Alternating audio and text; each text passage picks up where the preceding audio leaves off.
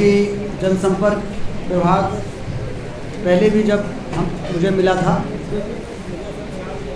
तो आप लोगों को यहीं पर मैंने आमंत्रित किया था, यहीं पर हम लोगों ने साथ में भोजन किया था।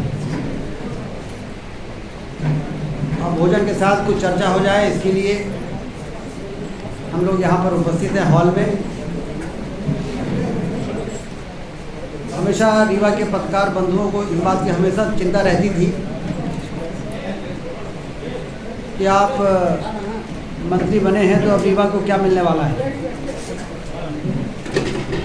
तो सबसे पहले मैं आपको ये खुशखबरी देखना चाहता हूँ कि मंत्री बनने के बाद सबसे पहले मेरी मुख्यमंत्री जी से जो बात हुई उसमें विभाग आवंटन के बाद मैंने उनको पहले धन्यवाद दिया।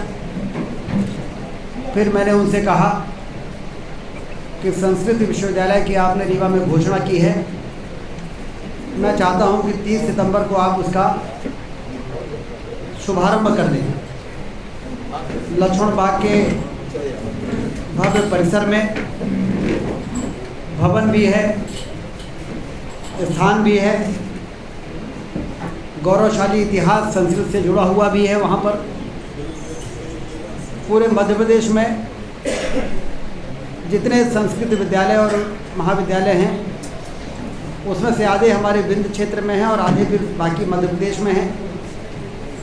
विश्वविद्यालय उज्जैन में आपकी घोषणा के बाद खुल गया था, तब भी मैंने अशासकीय संकल्प विधानसभा में प्रस्तुत किया था कि हमारा अधिकार है ये हमको मिलना चाहिए था। तो मुख्यमंत्री जी ने कहा था कि अभी तो वहाँ पर घोषणा कर दिया, वहाँ पर खुल रहा है, लेकिन रीवा में भी विश्वविद्यालय खुलना चाहिए, इसके लिए ज़रूर हम फैसला करेंगे। तो मुझे बताते हुए बहुत प्रसन्नता है कि कैबिनेट की बैठक के तत्काल बाद प्रमुख सचिव उच्च शिक्षा को बुलाकर मुख्य सचिव के साथ उन्होंने बैठक किया। दिख नहीं रहा है। उन्होंने बैठक किया जिसमें मुख्यमंत्री थे, मैं था, मुख्य सचिव थे, प्रमुख सचिव थे और उच्च शिक्षा विभाग के सचिव थे। और ये तय हुआ कि तत्काल लक्ष्मण बाग में जो भवन है एसएफ के, जो वहाँ पर एक कंपनी रहती है, उसको खाली कराया जाए। वहाँ पर पीडब्ल्यूडी से एस्टिमेट बनाया जाए कि उसमें कितना रिपेयरिंग होगा, कितना फर्नीचर लगेगा, कितना 5 कोर्सेज को से शुरुआत होगी, कितना प्रोफेसर लगेंगे, कितने लेक्चरर लगेंगे।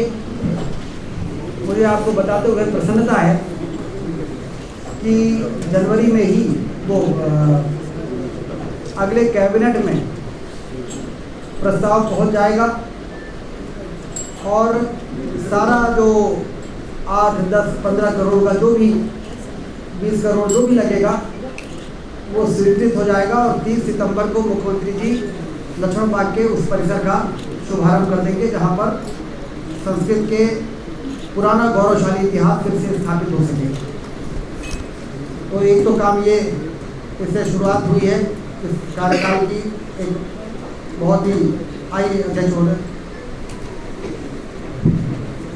ये बातें जब जाएंगी तो रीवा और विंध्य क्षेत्र में इस बात को लेके काफ़ी खुशी होगी कि ये, क्योंकि उज्जैन में पाणिनि विश्वविद्यालय के जाने के बाद केवीएस विश्वविद्यालय से संबद्धता हट गई और परीक्षा के लिए अन्य कार्यों के लिए लोगों को उज्जैन आने जाने में बड़ी परेशानी हो रही थी। तो अभी ये तय हुआ है कि यहाँ पर हम एक ऐसा फुल फ्लेजेड केंद्र शुरू कर देंगे, उसी का एक केंद्र यहाँ शुरू कर देंगे और साथ ही साथ आने वाले समय में इसको अपग्रेड करके इसको स्वतंत्र विश्वविद्यालय का रूप फिर दे दिया जाएगा। तो चूँकि अब आचार संहिता जल्दी लगने वाली है, इसलिए हमने कहा कि अभी तो आप यहाँ पर केंद्र शुरू कर दीजिए और विश्वविद्यालय खोलने में यदि 80 करोड़ लगना है तो केंद्र खोलने में भी 25-30 करोड़ से कम नहीं लगेगा। तो 25-30 करोड़ रुपए का काम अभी शुरू हो जाए और फिर उसको बाद में फाइनेंस से लेके पूरी औपचारिकताएं पूरी करा के फिर इसको अपग्रेड, तो जो प्रेसी बनेगी जयराम शुक्ला जी ध्यान से सुन रहे हैं कि जो प्रेसी बनेगी उस प्रेसी में ये लिखा रहेगा जो कैबिनेट जाएगी कि इसको बाद में अपग्रेड किया जाएगा, तो उससे फिर वो स्वतंत्र विश्वविद्यालय का उसका जो रूप है वो उसी दोबारा कैबिनेट में नहीं जाना पड़ेगा, वही अपग्रेड हो जाएगी। तो एक ये है। बाकी सरकार जब से बनी है विद्य की तस्वीर और तकदीर को बदलने का काम शुरू हो चुका है।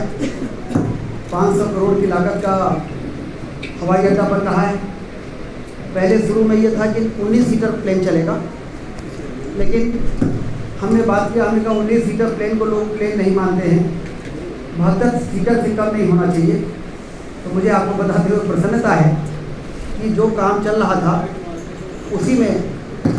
उसी ठेकेदार के स्कोप में 1400 मीटर का जो रनवे है उसमें उसको 1800 मीटर करने का जोड़ दिया गया है, क्योंकि ATR 72 चलने के लिए 1800 मीटर का रनवे चाहिए।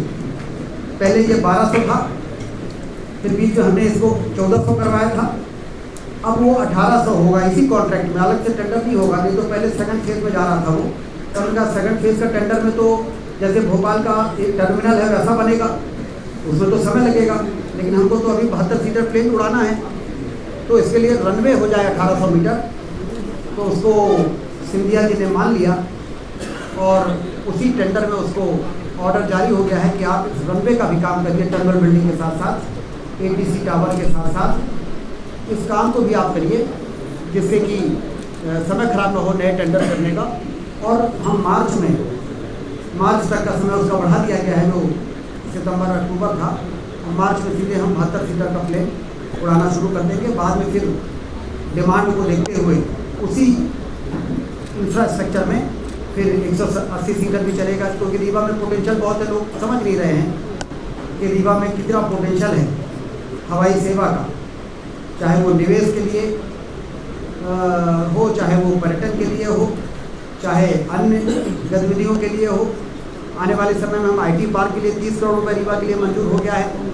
उसके लिए कॉलेज चौराहे वाली ज़मीन देखी गई है, लेकिन वहाँ पर ट्रैफिक का कंजेशन ना हो, तो इसलिए उद्योग विभाग में भी ज़मीन देख रहे हैं कि कोई 1.5 एकड़ की ज़मीन ऐसी मिल जाए जिसको लोगों ने अलॉट कराया हो, फिर फैक्ट्री न लगाई हो, तो उसको कैंसिल करके IT पार्क को देंगे और वो 30 करोड़ रुपये जो मिल रहे हैं उससे हम IT पार्क वहाँ बना दें। 200-250 करोड़ रुपये का मंजूरी हमको मिलने वाली है। ग्लोबल स्किल पार्क में ऐसे बच्चे हज़ारों की संख्या में हर साल निकलेंगे, जो ऐसी ट्रेनिंग लेके निकलेंगे जो आज के आधुनिक मशीनरी को चलाने के लिए, आधुनिक टेक्नोलॉजी को हैंडल करने के लिए जिस प्रकार से ट्रेंड बच्चे चाहिए, वो ट्रेंड बच्चे हमारे ITI को तो हमने मॉडल ITI बना दिया और उसका उद्घाटन करने वाले हैं, लेकिन ग्लोबल स्किल पार्क में और ज़्यादा तकनीक वाले, जैसे पॉलीटेक्निक और इंजीनियरिंग में अंतर है और इंजीनियरिंग में और IIT में अंतर है, वैसे ही ITI और मॉडल ITI और ग्लोबल स्किल पार्क में अंतर है। तो यदि हम रीवा में IIT खोल दें इंजीनियरिंग का, तो उसका जो असर है वही स्किल डेवलपमेंट में यदि हम ग्लोबल स्किल पार्क खोल दें, तो इंजीनियरिंग के क्षेत्र का IIT के बराबर का वो एक बड़ा काम है जो रीवा को प्राप्त हुआ है। लगभग 200 करोड़ 250 करोड़ में पूरा बन के तैयार होगा। रीवा इंजीनियरिंग कॉलेज के पीछे की ही ज़मीन में उसको बनाया जाएगा और इंजीनियरिंग कॉलेज के हमारे बच्चों को उसमें बहुत बड़ा सपोर्ट मिलेगा, तो एक तरह से इंजीनियरिंग कॉलेज का अपग्रेडेशन भी हो जाएगा। तो ये सारी ऐसी चीज़ें हैं जो हमको प्राप्त होने वाली है। ये बात मैंने आपको इसलिए बता दी कि चूँकि आज तो ये स्नेह भोज का कार्यक्रम था, लेकिन स्नेह भोज के साथ साथ जो 2-3 दिन के डेवलपमेंट दिल्ली में मंत्रालय में हुए हैं, हमारा सुपर स्पेशलिटी अस्पताल में 84 पद पैरामेडिकल के और चाहिए। डॉक्टर्स तो हमें इतने मिल गए हैं कि हमारे न्यूरो का भी, हार्ट का भी काम चल रहा है। यूरो किडनी ट्रांसप्लांट भी हम शुरू करने वाले हैं। किडनी ट्रांसप्लांट के लिए जो आवश्यक ट्रेनिंग है, हमारे डॉक्टर्स एक टीम कराई है, दूसरी टीम करके आ जाएगी। सारे इक्विपमेंट आ गए हैं, हमको लाइसेंस मिल जाएगा। तो जैसे रीवा में नी रिप्लेसमेंट और हिप रिप्लेसमेंट जो पहले कोई सोच नहीं सकता था कि रीवा में होगा, अब रीवा में होना शुरू हो गया है। मॉड्यूलर ओटी बनने के बाद 20 नी और हिप रिप्लेसमेंट के काम हो चुके हैं, उसको या ब्रेन के ऑपरेशन हो। और अब किडनी ट्रांसप्लांट भी हमारे यहाँ होना शुरू हो जाएगा। डायलिसिस तो हो ही रही है, लेकिन किडनी ट्रांसप्लांट नहीं हो पाती थी, अब वो भी 15-20 दिन में शुरू हो जाएगी। लेकिन इसके लिए जो पैरा मेडिकल स्टाफ 84 पद की डिमांड इन्होंने भेजी थी, उसकी हमने चर्चा कर ली है और जल्दी वो मंजूरी हो जाएगी। तो ये चिकित्सा के क्षेत्र में हम जो सब सोच रहे हैं कि नागपुर के बराबरी में रीवा पहुंच जाए, यहाँ के लोग बाहर न जाएं, बाहर के लोग बल्कि इलाज कराने यहाँ पर आएँ, आ भी रहे हैं। सुपर स्पेशलिटी में बहुत भीड़ है। इसके लिए उन्होंने कहा कि साहब ये 250 बेड का सुपर स्पेशलिटी 400 बेड का हो जाना चाहिए, तो उसके लिए 26 करोड़ रुपए और मंजूर कराने की ज़रूरत है। उसकी भी पिछले 2-3 दिनों में हमने बात करके और 1 हफ्ते के अंदर ये सारी स्वीकृतियाँ हमको मिल जाएंगी, फिर उसके टेंडर हो जाएंगे। तो कुल मिला के ये सारे रीवा को विकास की ऊंचाई पर पहुंचाने का जो एक मन में इच्छा जितना लोगों में है, उससे ज़्यादा हमारे पत्रकार बंधुओं के दिलों में है। तो ये भी होगा। और पिछले पत्रकार वार्ता में आप लोगों ने कहा था कि पिछले जनसंपर्क मंत्री जब बने थे तो सामूहिक स्वास्थ्य बीमा वाली योजना लाई थी, श्रद्धा निधि वाली योजना लाई थी, पत्रकारों को सम्मानित करने वाला काम हुआ था, लेकिन पत्रकारों को भूखंड देने का काम नहीं हो पाया था। तो मैंने कल जब विभाग की समीक्षा की तो पहला शुरुआत हमने इसी से की थी कि रीवा के पत्रकारों को मैं भूखंड देना चाहता हूँ। और इसी पे तो पहले ही मंशा हमने अपने विभाग में ये डाल दी। हमने कहा भोपाल में 1375 स्क्वायर फीट के भूखंड दिए गए थे।